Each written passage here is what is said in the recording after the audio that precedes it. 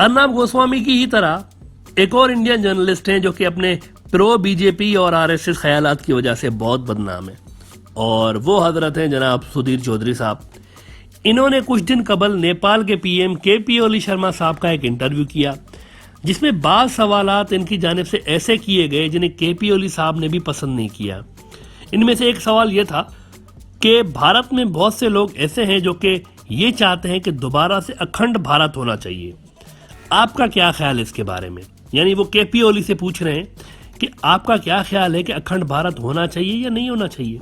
अब ऐसे बेतुके सवाल करने की कोई वजह बनती नहीं है कि आप एक आज़ाद मुल्क के प्राइम मिनिस्टर से ये पूछ रहे हैं कि अपने मुल्क को हमारे मुल्क के अंदर मर्ज करने के बारे में आपका क्या ख्याल है। जरा आप सोचें इस बात पे कि सवाल ये पूछा जा रहा है केपी ओली शर्मा साहब से कि आपका मुल्क हमारे मुल्क के साथ मर्ज हो जाए, इस पे आपका क्या ख्याल है। यानी आप जिस मुल्क के प्राइम मिनिस्टर हैं, इस मुल्क को ही खत्म करके हमारा एक स्टेट बन जाए, ये सवाल पूछा जा रहा है केपी ओली साहब से। हम मुसलसल ये बात कहते रहे हैं कि इंडिया के अंदर एक बहुत बड़ी लॉबी ऐसी है बीजेपी और आरएसएस की जो कि शिद्दत के साथ ये चाहती है कि ये सारे मुल्क खत्म हो जाए, इंडिया के इर्द गिर्द जितने भी मुल्क हैं, और ये इंडिया के हिस्से बन जाए। और सुधीर चौधरी का भी सवाल इसी एक्सट्रीमिस्ट जो नैरेटिव है उसको जाहिर कर रहा था।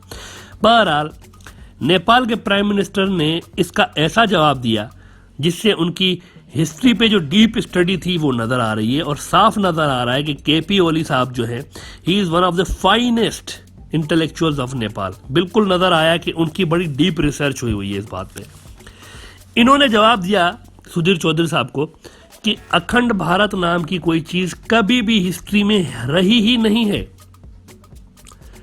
इंडिया में ऐसा कभी भी नहीं हुआ तारीख में, पूरी तारीख में, कि अफगानिस्तान से लेकर बर्मा तक का कोई बड़ा मुल्क एक ही एम्पायर के नीचे रहा हो। ऐसा कभी नहीं हुआ। It has never happened before. असल में भारतवर्षा नाम का ये इलाका था। अफगानिस्तान से लेकर बर्मा तक एक इलाका था जिसको भारतवर्षा कहा जाता था, लेकिन इसके अंदर कई सौ मुल्क थे जिनके कई सौ राजा महाराजा थे। इन कई सौ मुल्कों में से कुछ ऐसे थे जिनके आपस में रिश्ते बहुत बेहतर थे और कुछ ऐसे थे जिनके ताल्लुकात बेहतर नहीं थे। और फिर केपी ओली साहब ने इनमें से कई राज्यों के हवाले से नाम भी बताए कि कौन कौन से मुल्क थे इस रीजन में, और ये सारे अलग अलग मुल्क थे। लिहाजा अखंड भारत नाम की कोई चीज थी ही नहीं कभी हिस्ट्री में जिसके बारे में जिक्र किया जाता है आरएसएस और बीजेपी की जानिब से। ये एक बड़ा ही जबरदस्त किस्म का रिस्पॉन्स था जो कि केपी ओली साहब ने दिया है, और हिस्टोरिकल प्रूफ के साथ उन्होंने एक बात कही, और हकीकत भी कुछ ऐसी ही है।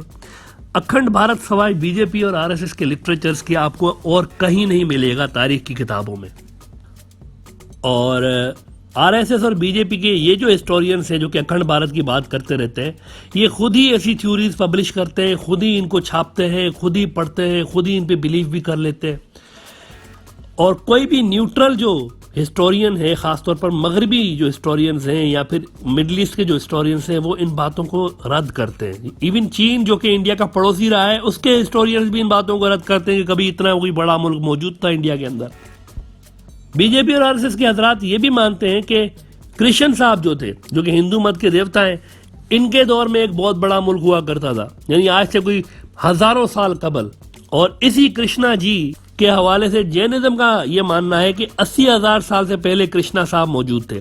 हिंदुइज्म में यह माना जाता है कि 80,000 से पहले मौजूद थे, और जैनिज्म में माना जाता है कि 80,000 साल से भी पहले मौजूद थे। यानी बहुत ज्यादा डिफरेंस है दोनों मज़ाहिब के जो हिस्ट्री है उसमें। अलबत्ता जो सोचने की बात है वो ये है कि ना तो खुद कृष्ण जी की एग्जिस्टेंस आज तक कोई साबित कर सका है, सवाए इसके कि उनका होना, यानी कि ये कि वो कभी मौजूद थे दुनिया में, हिंदुइज्म के लोगों की आस्था पे बेस्ड है। यानी उनका ये बिलीफ है कि इस नाम की कोई पर्सनैलिटी मौजूद थी, लेकिन इसका कोई तारीखी सबूत मौजूद नहीं है। और कई मुतज़ाद डेट्स भी मिलती हैं इसके बारे में रिलीजियस बुक्स के अंदर कि वो कब पैदा हुए थे और कहाँ पैदा हुए थे। इसके अलावा आप किसी भी न्यूट्रल हिस्टोरियन की तहरीरें पढ़ के देख लें, सवाए आरएसएस के, आपको कहीं भी अखंड भारत नाम के मुल्क का कोई जिक्र नहीं मिलता है हिस्ट्री में। और जो भी सदियों पुराने आप मैप्स उठा के देख लें, जो भी आज तक मिले हैं इस हवाले से, इसमें इस रीजन में मुख्तलिफ किंगडम्स नजर आते हैं। उन सारे मैप्स में जो पुराने कई सदियां, कई हजार साल पुराने मैप्स जो भी मिले हैं, उनमें कहीं पे भी एक मुल्क नहीं रहा, डिवाइडेड रहा है पूरा रीजन। और कोई भी एक किंगडम ऐसा नहीं मिला हमें जिसे हम अखंड भारत कह सके। चले कोई अखंड भारत नहीं, कोई दूसरे नाम का कोई बड़ा ही किंगडम होता जिसके अंदर ये सारे मुल्क आपस में एक होते, ऐसा कभी भी नहीं हुआ। अच्छा, ये भी नोट करें कि जो सबसे बड़े किंगडम्स मिले हैं इंडिया के अंदर इस रीजन में, इनमें से अक्सर दरअसल पिछले 1000 साल में बने हुए, जिनमें से मुगलों का जो किंगडम था वो बड़ा अहम था, और जो शायद सबसे बड़े किंगडम्स मिलते हैं हमें इंडिया की तारीख में, उनमें मुगलों का भी एक था। अच्छा, आज से अगर आप 2000 साल पहले जाएं, तब भी इंडिया कई किंगडम्स में तकसीम होता हुआ नजर आता है।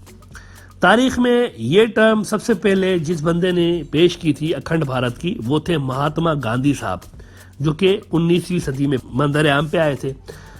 जैसा कि वो शुरू में पाकिस्तान बनने के मुखालिफ थे और उनका मानना था कि मुसलमान और हिंदू एक ही कौम है, इसलिए उनको एक ही मुल्क में रहना चाहिए और इंडिया इसी बुनियाद पर तकसीम नहीं होना चाहिए, अखंड भारत होना चाहिए, अनडिवाइडेड इंडिया होना चाहिए। ये गांधी साहब का मानना था। तो ये टर्म दरअसल उन्होंने ईजाद की थी और इसी बुनियाद पर उन्होंने जिन्ना साहब को इंडिया का प्राइम मिनिस्टर बनने की भी ऑफर की थी कि आप इंडिया के दो हिस्से ना करें, एक ही अखंड भारत रहने दें। जिसपे जिन्ना साहब का कहना था कि आज तो मैं प्राइम मिनिस्टर बन के अपनी जिंदगी गुजार के चला जाऊं, लेकिन अक्सरियत तो आपकी है, यानी ये राइट तो हिंदू अवाम के पास रहेगा इंडिया के अंदर कि वो किसको प्राइम मिनिस्टर चुनते हैं।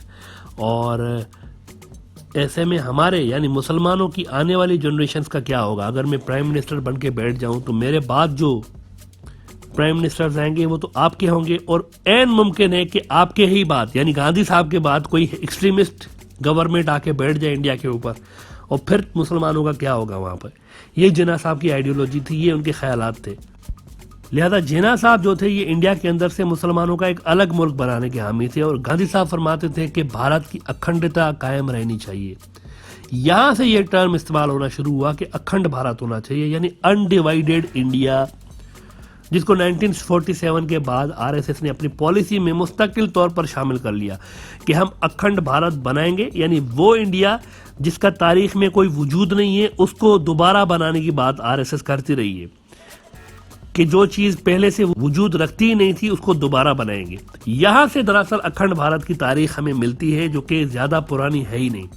और जैसा कि हमने आपको बताया कि हिस्ट्री के कोई से भी मैप्स उठा के देख लें आप, इंडिया कई हिस्सों में हमेशा तकसीम शुदा नजर आया है, और आज तक हिस्टोरियंस को कोई एक ऐसा कदीम मैप नहीं मिला या तारीख नहीं मिली जिससे ये साबित हो सके कि ये पूरा इलाका दरअसल कोई एक मुल्क कभी हुआ करता था। अभी भी आपको लगता है कि अखंड भारत का सपना आपका वो आपने छोड़ा नहीं है? नहीं, मतलब आप पाकिस्तान को रियलिटी नहीं मानते? नहीं, वो एक ट्रांजिटरी बात है, बदल जाएगी, बदलेगी। मतलब हिंदू जो भारत पहले का था वो भारत दोबारा से बनेगा, दूसरा इलाज नहीं। ये टू नेशन थ्योरी आप बिल्कुल ये तो बिल्कुल नहीं मानते।